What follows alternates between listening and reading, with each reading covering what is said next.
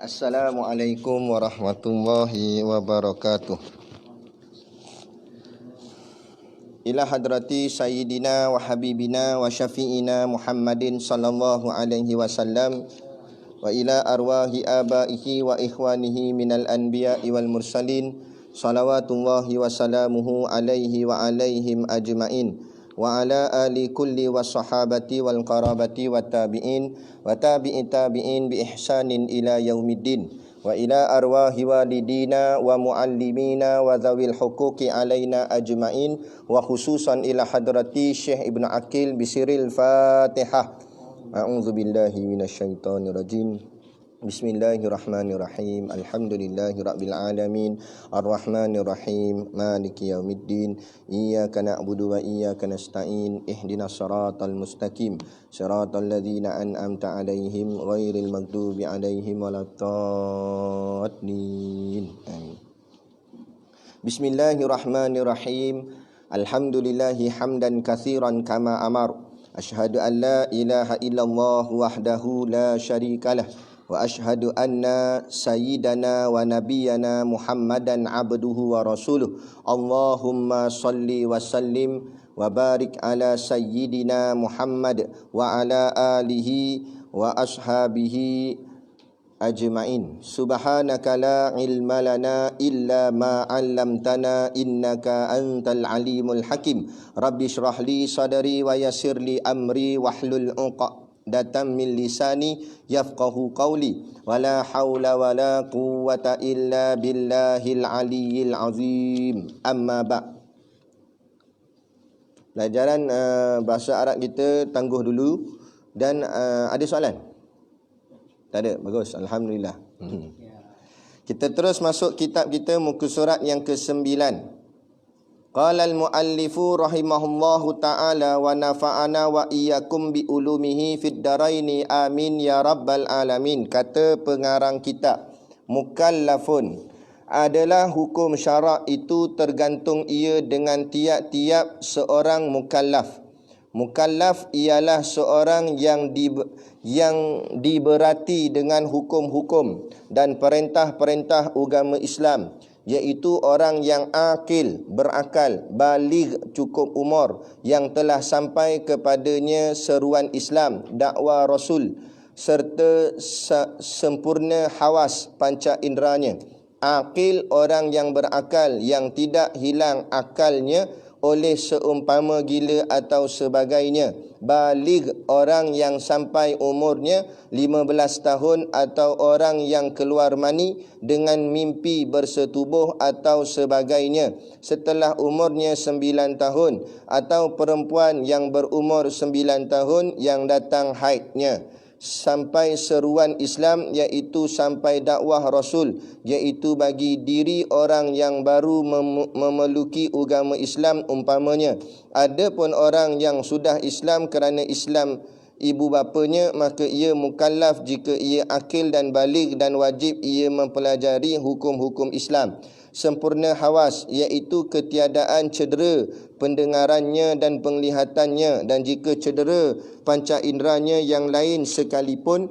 Adapun orang yang cedera pendengarannya sahaja atau penglihatannya sahaja, maka ia mukallaf jua. Baik. Jadi kita nak sambung ni bab seterusnya, mukallaf. Mukallaf ni asal perkataan kallaf. Kallafun. Kallaf tu maknanya beban.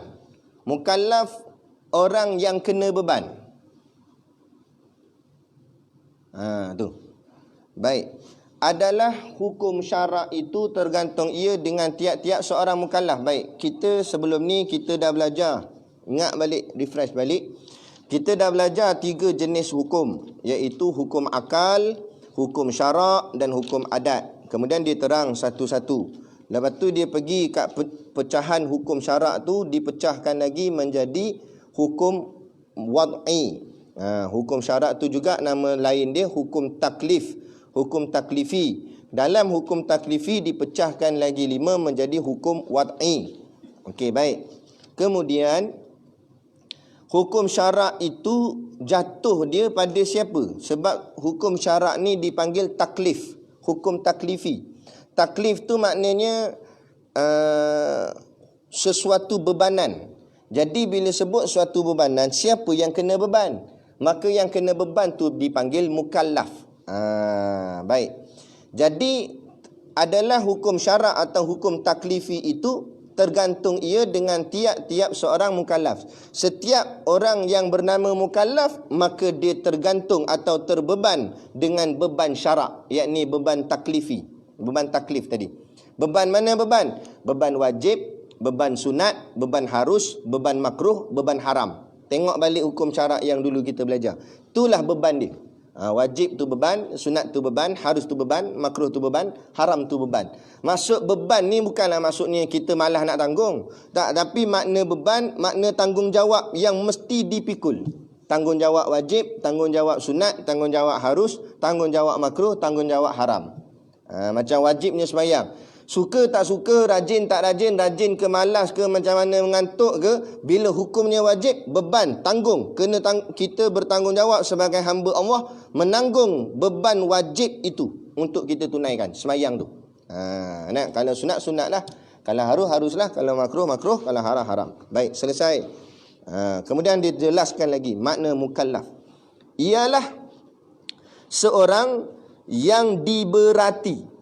Sebab tu kita sebut tadi beban. Mukallaf artinya orang yang diberatkan. Bila berat maknanya sesuatu yang kena tanggung lah, kan? Sesuatu yang kena tanggung. Tanggung apa? Dengan hukum-hukum, menanggung hukum dan perintah-perintah, suruhan-suruhan yang disuruh oleh agama Islam, yakni Allah lah, Allah dan Rasul lah. Agama Islam tu merangkumi Quran, hadis, ijma', qiyas. Tu. Jadi perintah daripada Quran, hadis, ijma', qiyas itulah yang kita nak kena tanggung. Hukumnya nak kena tanggung, perintahnya nak kena tanggung. Macam perintah, contohlah, ni contoh lain kita buat. Contoh guru kita perintah. Dia suruh perintah buat air. Maka kita kena tanggung buat air tu. Mana air tu sedap ke tak sedap, bawah tanggungan kita. Jadi tak jadi air tu, bawah tanggungan kita. Tu. Sama juga. Itu contoh dari sudut agama ni. Allah perintah kita semayang. Maka wajib kita kena semayang. Dan semayang tu kita kena tanggung. Semayang tu sempurna ke tak sempurna ke, elok tak elok ke, kita kena tanggung. Masuk kena tanggung, nak kena jawab esok di padang mahsyar. Di yaumul hisab. Hari perkiraan, kerana Allah akan kira balik apa saja yang telah diperintah dan dipertanggungkan ke atas kita.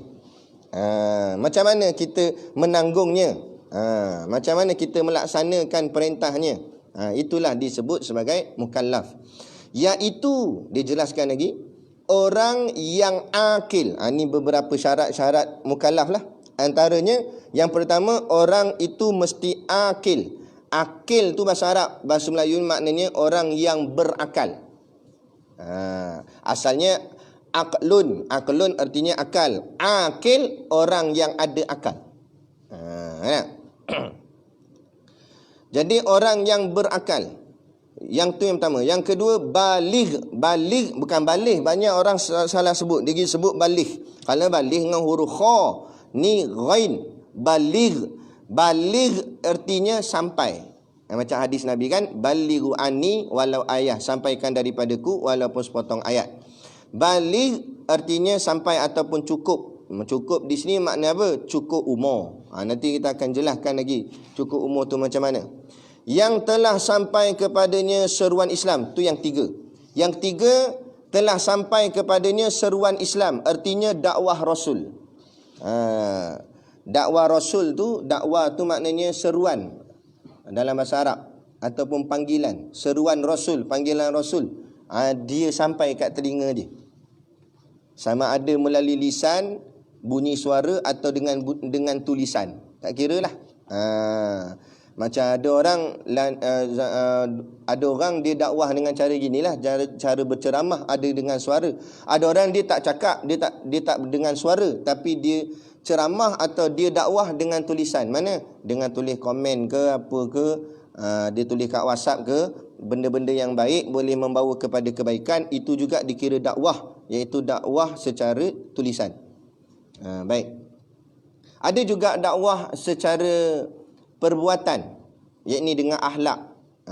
Perbuatan baik dia tu menyebabkan orang lain nak tiru. Jadi dakwah dapat pahala kat dia. Sebab tu perbuatan jahat kita jangan dipamer-pamerkan pada orang. Kalau orang ternampak tu lain cerita. Tapi kita sengaja tonjol-tonjolkan, tunjuk kat orang perkara tak elok perbuatan yang kita buat. Maka kalau orang lain tiru, kita dapat dosa. Walaupun kita tak suruh dia buat, tapi dengan kita buat depan dia, menjadi tunjuk ajar pada dia untuk tiru. Kita nak buat TikTok seorang-seorang kat rumah tak apalah. Nak joget, nak guling atas kursi, masuk bawah kursi, lepas tu masuk pula dalam periuk nasi. Tak kira lah. Ngapa? Tak ada masalah. Tapi jangan je tayang kat orang. Tayang kat orang, orang tiru. Orang tiru pula gaya gelik sebagainya. Dengan kita dapat dosa. Sebab itulah pelik. Allah ni maha pemurah, lagi maha penyayang, lagi maha pengampun. Kemudian Allah maha pengampun. Allah ampun dosa-dosa kita, satu. Yang keduanya, umat Nabi Muhammad ni Allah ganjarkan ganjaran pahala tu begitu banyak. Baca Quran di luar semayang, satu huruf diganda 10. Satu huruf, alif lam mim, 3 huruf, jadi 30 dah.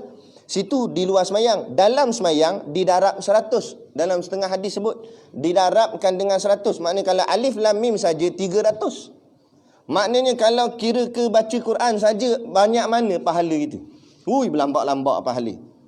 Berlambat-lambat. Tu baru cerita baca Quran. Belum lagi angkat ranting ataupun dahan kayu di tengah jalan menyebabkan orang tersekat, kita mudahkan orang. Lagi besar pahala. Lagi dalam la tahkiran. Orang yang membersihkan rumah Allah walaupun dengan najis tahi cicak saja, dia pergi buang. Tahi cicak kecil je, Allah bina mahligai di dalam syurganya. Maknanya satu perbuatan baik walaupun kecil, walaupun sikit, Allah bayar begitu banyak, ganjarannya begitu besar. Tapi walhal, kenapa masih lagi ada manusia, khususnya umat Nabi Muhammad, itu masih lagi dosanya lebih banyak daripada pahala? Kenapa jadi begitu? Kerana kita khawatir perkara-perkara yang jahat kita tunjuk pada orang, orang ikut, itulah yang menyebabkan dosanya juga jadi jariah. Dosanya akan jadi berlambak-lambak, akan meningkat-ningkat, maka akan memotong pahala kebaikannya yang ada. Sebab tu, dah kalau kita benda baik dah lah banyak tak buat, amal dah lah slow. Jadi jangan pula kita pamerkan kejahatan. Kalau kita nak jahat, bukan kita galakkan, bukan kita bagi dah. Tapi kalau nak sangat juga terbuat jahat sekalipun, jangan bagi pamer pada orang. Jangan bagi tunjuk pada orang. Kalau silap kita, biar kita seorang sendiri je. Lepas tu kita rasa bersalah, kita taubat. Itu lebih mudah daripada dosa yang kita pamer pada orang. Walaupun kita sudah bertaubat, tapi dosa yang kita pamer pada orang, orang tetap ikut, maka akan jadi dosa juga. Itu yang lebih kita khawatirkan, lebih kita takutkan. Moga-moga kita betul-betul mohon ampun pada Allah. Perkara-perkara yang dulu kita terlepas pandang. Baik, kemudian yang keempat, serta sempurna hawas. Hawas tu bahasa Arab, maknanya panca indera. Hawas. Ni hawas lah ni. Dia kalau ikut sains, dia ada 5 lah. Mata, telinga, mulut, mata pelihat, telinga pendengar, mulut lidah lah, lidah sebenarnya. Lidah perasa, tangan pejabat, kaki penyepak bukan. Kaki bukan kaki. Apa satu lagi? Hidung, pembau, penghidu. Okey, baik. Itu asalnya lah 5. Adapun bila soal dalam mukallaf ni, dalam menuntut ilmu ni, dia dikhususkan kepada 3 pula, iaitu yang paling asas untuk mendapat sesuatu, iaitu dengan melihat, dengan mendengar, dengan berkata. Belajar dengan pakai 3 ni. Kita tengok guru kita ajar macam mana, kita dengar apa guru kita kata, kemudian mulut kita bertanya apa yang kita tidak faham. Itu 3-nya asalnya. Kemudian dari 3 ni pula dikhususkan lagi 2 sahaja untuk menjadi syarat kepada mukallaf. Nanti kita akan tengok. Kemudian habis dah, itu definisi mukallaf yang atas tu, perenggan atas. Kita pergi bawah dia, akil, satu-satu. Yang pertama akil dulu. Akil tu apa dia kata? Orang yang berakal. Okey, yang pertama orang Yang berakal. Jadi binatang masuk tak dalam ni? Tak masuk. Binatang tidak mukallaf. Jadi bila binatang tidak mukallaf, binatang tidak wajib semayang. Binatang tak wajib bayar zakat. Binatang tak wajib puasa. Binatang tak wajib mengaji. Mengaji ni fardu ain, talabul ilmi faridatun ala kulli muslim. Tuntutlah ilmu itu wajib atas tiap-tiap orang Islam. Allah suruh semayang, Allah suruh mengaji. Tetapi suruhan mengaji itu, wajib mengaji itu, fardu ain mengaji itu tidak jatuh pada yang tidak berakal. Yang tidak berakal sini siapa? Iaitu binatang, tumbuh-tumbuhan dan sebagainya. Kerana orang dalam kitab-kitab kitab fiqh dan sebagainya yang lebih tebal, manusia juga dipanggil hayawan. Dipanggil hayawan juga. Haiwan ni sebenarnya bahasa Arab. Haiwan ni maknanya makhluk yang bergerak. Kan? Hayawan ada dua jenis. Hayawan berkaki dua. Hayawan yang berakal. Hayawan yang berakal tu manusia. Hayawan yang tidak berakal itu baru namanya binatang. Tu. Tapi janganlah panggil kawan kita haiwan pula. Haiwan. Tapi itulah maknanya hayawan yang berakal, itulah kita manusia. Yang tidak berakal tu binatang.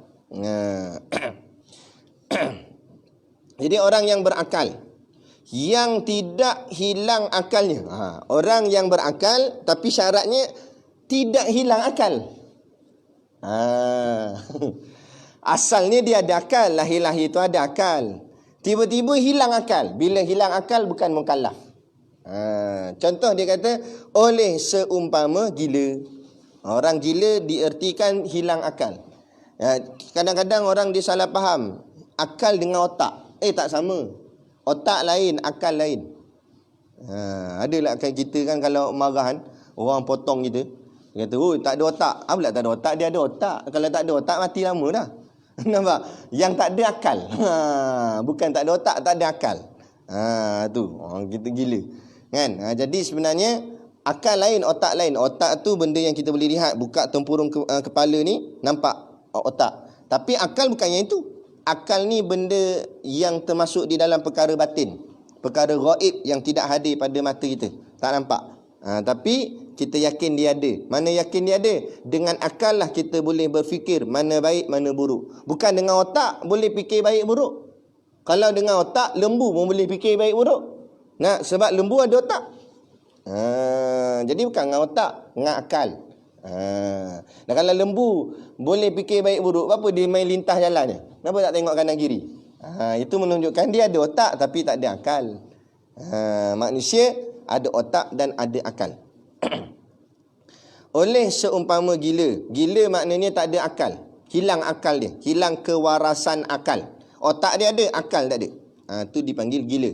Atau sebagainya. Sebagainya dalam kitab-kitab fiqh yang lebih tebal, dia akan bincang lebih banyak lagi. Antaranya lagi pitam. Antaranya lagi koma. Bukan koma ni. Koma tak bangun tu lah. Yang berpanjangan. Bukan sekejap. Mana ada orang koma sejam je, tak ada. Pantang azan koma. Dah malah nak sembahyang tu. Bukan itu. Tak, koma ni main bulan. Kadang minggu, bulan, kadang tahun pun ada. Yang tu, yang lama tu. Jadi bila dalam keadaan tidak ada akal, maka dikira tidak jadi mukallaf. Bila tidak jadi mukallaf, maka tidak wajib ke atasnya perkara yang dituntut wajib atasnya. Faham? Contohnya wajib benda, wajib semayang. Maka bila tak ada akal, tak jadi wajib semayang tu pada dia. Jadi dia macam manik juga ni. Kita balik ke hukum 1A. Asal hukum 1A tu semayang zuhur tu wajib.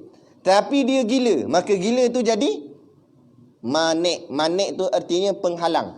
Sekat dia daripada jadi wajib semayang. Wajib semayang berubah jadi daripada wajib jadi tidak wajib. Tapi bukanlah haram kalau orang gila semayang. Taklah jadi haram, jadi harus sahaja. Tak jadi apa-apa lah. Sebab semayangnya pun tak sah. Sebab semayang ni tak ingat apa-apa. Sebab dia gila. Itu. Jadi itu makna akil, berakal. Selesai. Pergi yang kedua, baligh. Baligh. Baligh artinya cukup ataupun sampai umur. Orang yang sampai umurnya, dimasukkan orang di sini artinya sebenarnya lelaki. Lelaki yang sampai umurnya 15 tahun. Tapi lelaki ni juga merangkumi perempuan. Jadi maknanya lelaki dan perempuan yang sampai umurnya 15 tahun. Umur dia cecah 15 tahun. Automatik jadi balik. Tapi 15 tahun mana? Bukan 15 tahun Donald Trump ni. Ikut tahun Islam, kalender Islam. Ikut kalender Islam. Sebab kalender Islam dia lain. Tahun barat ni 365 hari setahun. Tapi kalau ikut kalender Islam 360 hari setahun. Kalau kita kira-kira balik kan, tarikh lahir kita ikut kalender Islam sampailah ke hari ni, umur kita mesti tak sama dengan yang sekarang. Ada yang kata jadi lebih tua lagi sebenarnya. Baik. Orang yang sampai umurnya 15 tahun ikut kalender Islam. Atau orang yang keluar mani. Okey, baik. Ataupun dia tak sampai, tadi dia cerita ni 15 tahun. 15 tahun ni yang tak keluar mani, tak ada apa, tepat 15 tahun automatik jadi balik. Ataupun, sebab tu letak ataupun dia tak sampai lagi 15 tahun, makna bawah daripada 15 tahun. Tiba-tiba keluar air maninya, maka jadi balik. Keluar air mani dengan cara mana-mana? Dengan mimpi bersetubuh. Mimpi jima' dalam mimpinya tu. Mimpi setubuh. Maka dikira. Jadi disyarah lagi oleh ulama', sekalipun kalau dalam mimpi tu bukan dia berjima', dia seorang-seorang je. Dia seorang-seorang je, tiba-tiba dalam seorang-seorang tu air mani keluar. Dalam mimpi tu nampak keruk keluar air mani. Kan? Bangun tu dah dikira balik. Sebab syarat dia adalah keluar mani. Dengan tu dia buat contoh dengan mimpi bersetubuh contohnya.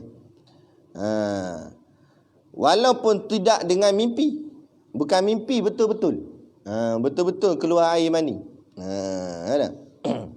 Dia nak pergi masjid, jalan-jalan, kucing lintah depan dia, keluar air mani. Nampak? Tengok kucing tu, ponggong dia lawa, nak terkeluar air mani. Bukan air mani kucing, air mani dia lah. Maka jadi balik. Nampak? Dah dia di masjid tu kena ambil uduk balik ke macam mana? Sebab dia nak pergi masjid ni, lepas tu keluar air mani. Habis macam mana nak buat? Ni bagus saja. Nanti tengok. Kalau dia kata kena ambil uduk balik, nampak sangat bodoh. Kena mandi dulu sebab air mani keluar. Barulah ambil uduk. Baik. Bersetubuh. Atau sebagainya. Sebagainya panjang lagi lah syarahannya dalam kitab-kitab fiqh yang lain. Tapi dengan syarat. Ada syarat pula lagi. Setelah umurnya 9 tahun. 9 tahun. Maknanya kalau keluar air maninya bawah daripada 9 tahun, balik tak? Tak masuk balik. Tapi ayat dia ni dia main pusing-pusing lah. Ringkasnya begini, mudah nak fahamnya, buat macam carta kan. Buat garis itu tulis 9 tahun, naik atas buat garis lagi 15 tahun. Dalam lingkungan 9 ke 15 tu keluar air mani, balik. Bagi lelaki ataupun perempuan. Perempuan pun ada mani juga. Kan? Kalau dia keluar air mani, perempuan keluar air mani, dikira balik juga.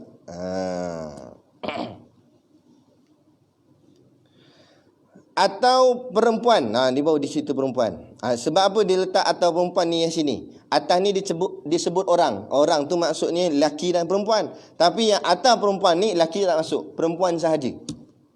Okay. Atau perempuan yang berumur 9 tahun yang datang haid. Sama juga tadi, perempuan bila selepas umurnya 9 tahun datang haid, keluar darah haid, maka jadi balik. Kalau tak keluar haid, tepat 15 tahun jadi balik. Ikut yang atas tu tadi balik.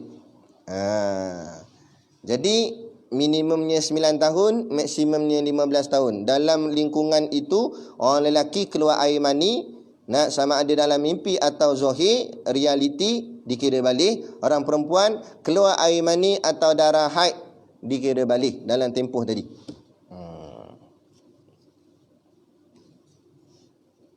Baik, selesai. Yang keempat, sampai seruan Islam. Seruan Islam tu sampai. Macam mana? Iaitu sampai dakwah Rasul. Dakwah tu seruan, iaitu sampai seruan Rasul. Apa yang Rasul sampaikan itu sampai dekat telinga dia, atau sampai ke pengetahuan dia.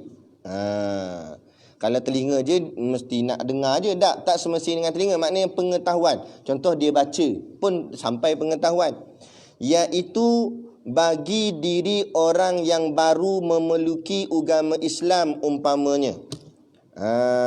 Dia baru dengar Islam tu, kan?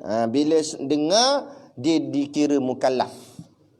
Tapi dia syarat masuk Islam dululah. Kalau dia kafir nak mukallaf macam mana? Dia Islam, dia masuk dah Islam, kemudian seruan tu sampai, dakwah Islam, di mukallaf dia. Adapun dia dah Islam, tapi dakwah tu, pelajaran tu, ilmu-ilmu Islam tu belum sampai, maka dia belum diberatkan. Contohnya dia dah mengucap kalimah syahadah, tapi pelajaran tentang semayang tak ada lagi. Jadi dia tak tahu macam mana nak semayang, bila masa nak semayang. Jadi tak diberatkan lagi. Mana waktu tu kalau dia tinggal semayang belum berdosa, sebab dia tak tahu. Tapi dengan syarat dia kena pergi ambil tahu, kena pergi belajar lah, kena pergi cari guru, cari ustaz. Jangan buat bodoh, buat tak erti je. Jadi sebab itulah orang yang baru masuk Islam, dia tak reti lagi semayang, kita suruh dia atau ajar dia setakat mana yang dia boleh dulu. Contohnya dia tak pandai baca lagi, jangan kita tekankan rukun qauli. Kita kata hang kena baca ni Fatihah ni, ikut rukun qauli ni, dengar di telinga sendiri ni, tajwid dia kena betul, ni panjang ni pendek. Jenuh lah dia kata macam mana. Dia dia baru nak test, jenuh nak sebut. Nampak? Jangan berat-beratkan. Jadi orang baru masuk Islam, kita kata awak ikut-ikut saya je. Kita pun angkat takbir, dia pun angkat takbir. Kita pun rukuk, dia pun rukuk. Dia ikutlah. Kita pun garu ponggong, dia pun garu ponggong dia. Sebab dia kata ikut je. Dia tak erti lagi. Tak apa, dia maaf. Dia maaf ketika itu.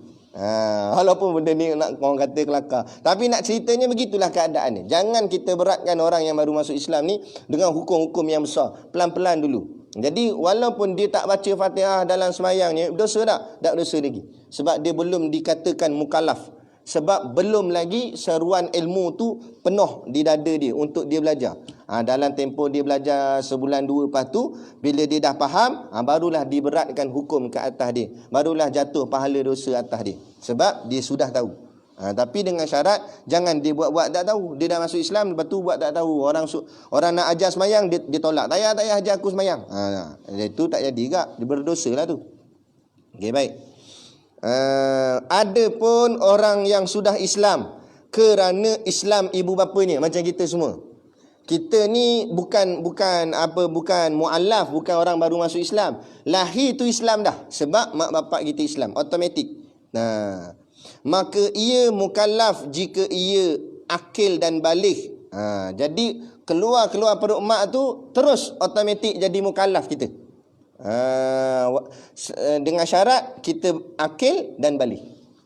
Lepas tu ada yang tanya pula, lepas tu masa baby kena wajib sembahyang lah. Tu kata bacalah bagi elok. Dia kata akil dan baligh. Dan masa baby tu kita akil tak lagi, berakal tak kita masa baby? Dah baligh tak lagi? Baligh lagi jauh, baligh umur 9 tahun. Tak? Tu. Lepas tu suatu kitab lama ni dia setiap perkataan dia jelas. Kalau kita selidiki betul-betul. Lepas tu jangan baca sambil lalu. Dia kena baca betul-betul. Dan wajib ia mempelajari hukum-hukum Islam. Maka hukum-hukum Islam wajib dia belajar. Contoh ilmu yang macam mana nak kena belajar? Macam yang dalam kitab ni, insya-Allah sempurna. Dalam kitab ni mengandungi segala perkara yang diwajibkan ke atas kita. Contohnya macam inilah kita belajar daripada awal. Hukum akal, hukum syarak, hukum adat. Itu semua ilmu-ilmu yang wajib kita kena mengaji lah tu. Tapi kadang-kadang minta maaf cakap, ada orang hukum akal tak tahu. Hukum adat tak tahu. Ana dulu zaman jahil pun yang ana tahu hukum syarak je. Yang kita tahu wajib, sunat, makruh. Tapi adat kita tak pernah dengar agak. Hukum akal tak pernah dengar agak. Jadi macam masa tu kita dalam keadaan jahil. Moga-moga Allah ampunlah dosa kita masa dalam jahil dulu. Sebab benda ni wajib kena belajar ni. Wajib kena mengaji. Sebab apa dia kata? Dan wajib ia mempelajari hukum-hukum Islam. Selesai. Yang keempat, sempurna hawas. Hawas tu maknanya panca indera. Panca inderanya sempurna. Iaitu ketiadaan cedera. Cedera di sini artinya murad dia cacat. Maksud yang dimaksudkan oleh pengarang cedera itu artinya cacat. Cacat pendengarannya. Maksud cacat pendengaran pekak. Pekak saja, bukan pekak badak. Pekak badak lain. Pekak badak pangkat rendah lagi, pekak pangkat tinggi. Pekak badak dia dengar tak dengar. Itu pekak badak. Pekak tak ada dah, memang tak dengar langsung. Badak tak ada. Jangan kita tambahlah pekak badak sumbu. Pekak saja. Pekak memang totally tak dengar langsung. Satu pun tak dengar. Ambil speaker masjid, letak atas kepala dia tu, tak dengar juga. Kan? Kalau pekak badak boleh dengar lagi sikit, cuma gitu je. Dan penglihatannya, cedera penglihatan artinya cacat penglihatan, cacat penglihatan artinya buta. Murad dia buta. Maksud dia. Bagi yang dalam video ni, murad tu maksudnya apa yang dimaksudkan oleh pengarang. Itu bahasa pondok lah tu, bahasa orang mengaji kitab. Kalau kadang-kadang tok guru kata muradnya di sini itu ini gini. Maksud murad tu apa yang dimaksudkan oleh pengarang kitab. Jadi cacat penglihatan muradnya buta. Yang dimaksudkan oleh pengarang kitab ialah buta. Bukan rabun. Rabun lain. Rabun ni macam nampak tak nampak sama-sama. Ni bukan. Buta totally tak nampak langsung, gelap terus. Dan jika cedera panca inderanya, iaitu cacat tadi tu, pekak ataupun buta tadi, yang lain sekalipun, kalau dia cacatnya pada tempat lain, masih lagi mukallaf. Maknanya bukan bahagian mata, bukan bahagian telinga, tapi bahagian mulut. Katalah bisu, tak boleh bercakap, mukallaf lagi. Ataupun cacat tangan tak ada, putus, kan? Mukallaf lagi. Kaki pula tak ada, putus juga, mukallaf lagi. Perut tak ada. Ada perut? Jarang tak ada, perut tak ada, mati tunggu lah. Tapi maknanya benda-benda lain yang cacat, benda lain yang tak ada, masih lagi mukallaf. Bila mukallaf, wajib dia apa yang diwajibkan ke atas dia. Ada pun orang yang cedera, yakni cacat, pendengarannya, yakni pekak, sahaja. Atau penglihatannya sahaja. Jadi salah satu, bukan dua-dua. Telinganya pekak saja, ataupun matanya buta saja, maka ia mukallaf jua. Jua di sini artinya sahaja. Maka ia mukallaf sahaja. Maknanya tetap mukallaf juga. Masih lagi mukallaf, walaupun matanya buta, telinganya pekak. Habis yang tak mukallaf ni ustaz, yang mana? Dua-dua. Serentak. Matanya buta, telinganya pekak, dua-dua cacat. Salah satu mukallaf, tapi kalau dua-dua cacat tidak mukallaf. Mata buta, telinga pekak, dua keadaan kata ulama yang dihurai lebih dalam kitab fiqh yang lain, iaitu sama ada sejak azali. Azali ni artinya lahir-lahir. Lahir-lahir memang buta, lahir-lahir memang pekak. Buta dan pekak serentak lahir-lahir. Sejak dari kecil lah bukan mukallaf. Jadi bila bukan mukallaf, tak wajib dia sembahyang, tak wajib apa-apa pun. Ataupun yang kedua, bukan azali, baru jadi. Lah ni dia tulis nak ngapal ya, macam buta, pekak, buta, pekak, buta, pekak, buta, pekak. Kan? Tiba-tiba ngantuknya buta, pekak, buta, pekak, terhangguk. Pen tu cocok ke mata, tembus ke telinga. Nampak dua-dua tu macam mana dah dia pegang dua pen. Nampak dua-dua. Nak buat contoh lah. Buta, bawa pergi hospital, alhamdulillah selamat. Hidup lagi. Selamat. Jadi dia cuma cacat, tapi keluar hospital tu tidak lagi mukallaf. Bila keluar hospital tu tak payah semayang, tak payah apa dah. Dia kata, sonok gitu tak payah semayang. Try lagi cocok mata dengan telinga. Nak tengok sonok tak sonok, jalan tak nampak, apa tak dengar, kan? Itu. Jadi itulah Allah nak cerita di sini. Di sini sekali lagi ulama membuktikan dari segi hukum agama ini Allah itu Maha Adil. Sebab Allah dah buat dia susah dari sudut penglihatan dan pendengaran, maka Allah mudahkan dia dalam perkara yang lain. Adapun kita, Allah sudah memudahkan kita dengan melihat dan mendengar, maka Allah beratkan kita pula dengan segala hukum dan tanggungjawab yang kita kena pikul. Sebab kita orang senang. Orang senang ni bukan masuk rumah besar, bukan masuk kereta banyak. Maksud orang senang, mata boleh melihat, telinga boleh mendengar. Senang lah tu. Senang tak senang? Apa segala kita nak pandang, kita boleh pandang. Senang tak senang? Apa saja kita nak dengar, kita boleh dengar. Senang lah tu. Ada orang susah, mata tak boleh lihat. Ayat Quran tak boleh nak tengok. Kita boleh tengok ayat Quran. Kita boleh dengar ayat Quran. Orang pekak tak boleh dengar ayat Quran. Macam mana lunaknya suara bacaan ayat Quran, dia tak boleh dengar sebab dia pekak. Jadi dia susah. Bila dia susah gitu, Allah senangkan dia dalam hal-hal yang lain. Tak payah semayang, tak payah apa. Dah kita ni senang dah. Senang melihat, senang mendengar. Maka Allah beratkan tanggungjawab kita dengan mengerjakan ketaatan. Sama macam dalam konteks keduniaan. Orang yang senang, orang yang kaya, tanggungjawab banyak lah. Macam mana tu? Menteri, Dana Menteri. Senang lah tu, kaya, duit banyak. Gaji puluh-puluh ribu. Tapi apa yang dipertanggungjawabkan ke atas dia berat. Hukum dia berat.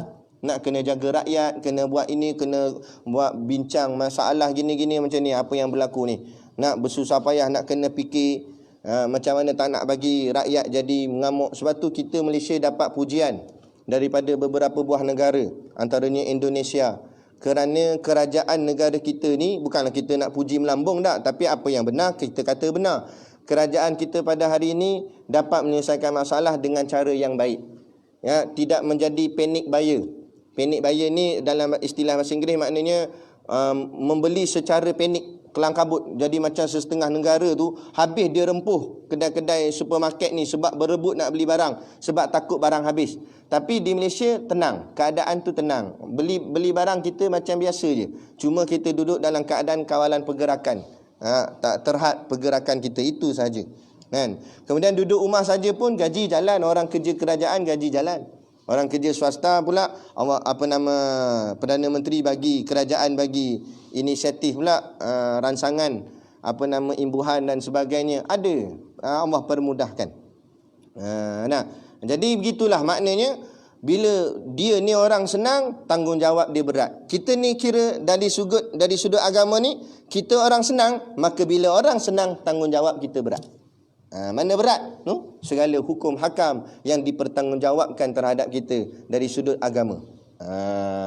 Jadi itu dia. Jadi selesai. Maka kita akan sambung muka surat 10 pada kuliah yang akan datang. Tajuk seterusnya, ijtihad dan mujtahid. Apa dia ijtihad dan mujtahid? Orang yang biasa mengaji mungkin biasa dengar perkataan ni, tapi orang yang baru menceburi hal-hal bidang ilmu agama ni, ini adalah perkataan yang kita mesti tanamkan dalam kepala kita. Itu ijtihad dan mujtahid, insya-Allah. Bukan mujahid, mujtahid. Dia ingat pula bekas menteri agama tu. Jadi sekadar tu kita akan sambung pada kuliah kita yang akan datang, insya-Allah. Jadi saya mohon maaf atas kelewatan pemberitahuan terhadap kuliah yang semalam. Kerana anak tak berapa sihat. Ingatkan kita boleh buat agak, tapi sebab nak jaga dia, nak pantau suhu dia, nak kena, orang panggil apa tu? Celun apa? Letak air tu panggil apa? Tuam. Tuam benda panas, air. Apa ni? Celun, lecun apa benda? Bahasa dia apa benda, bahasa tak tahulah. Tapi kita nak basah-basahkan kepala dia, nak bagi suhu dia turun. Alhamdulillah hari ni, alhamdulillah dah sihat dah. Jadi cukup sekadar tu. Doakanlah kami, kita semua duduk dalam kesihatan, dalam rahmat Allah Subhanahu Wa Taala. Jadi sekadar tu, moga-moga Allah izinkan pertemuan kita pada kuliah yang akan datang, insya-Allah. Jadi sekadar tu, wabillahi taufik wal hidayah. Wassalamualaikum warahmatullahi wabarakatuh. A'udzu billahi minasyaitonir rajim. Bismillahirrahmanirrahim. Alhamdulillahi rabbil alamin, wassalatu wassalamu ala afdalil anbiya'i wal mursalin sayyidina Muhammad wa ala alihi wa sahbihi ajmain. لا إله إلا الله الحليم العظيم لا إله إلا الله رب العرش العظيم لا إله إلا الله رب السماوات السبع ورب العرش العظيم يا حي يا قيوم برحمتك نستغيث يا حي يا قيوم برحمتك نستغيث يا حي يا قيوم برحمتك نستغيث اللهم يا كاشف الغام ويا فارج الهام ويا من لعباده يغفر ويرحم ويا دافع البلاء والوباء والنقم idfa anna ya Allah idfa anna ya Allah idfa anna ya Allah ya rabbal alamin kullu bala'in wa waba'in wa hammin wa dhiqin wa shiddatin wa niqmatin wa fitnatin ma zahara minha wa ma batan tahassana bidzil izzati wal jabarut wa tasamna bi rabbil malakut wa tawakkalna 'alal hayyil ladzi la yamut isrif annal bala'a wal waba'a wa min sayyi'il asqam Allahumma la tahrimna ma indaka bi syarri ma indana hasbunallahu wa ni'mal wakil wa la hawla wa la quwwata illa billahil aliyil azim wa sallallahu ala sayyidina Muhammad wa ala alihi wa sahbihi ajma'in walhamdulillahi rabbil alamin amin ya rabbal alamin taqabbalallahu minna wa minkum takbir.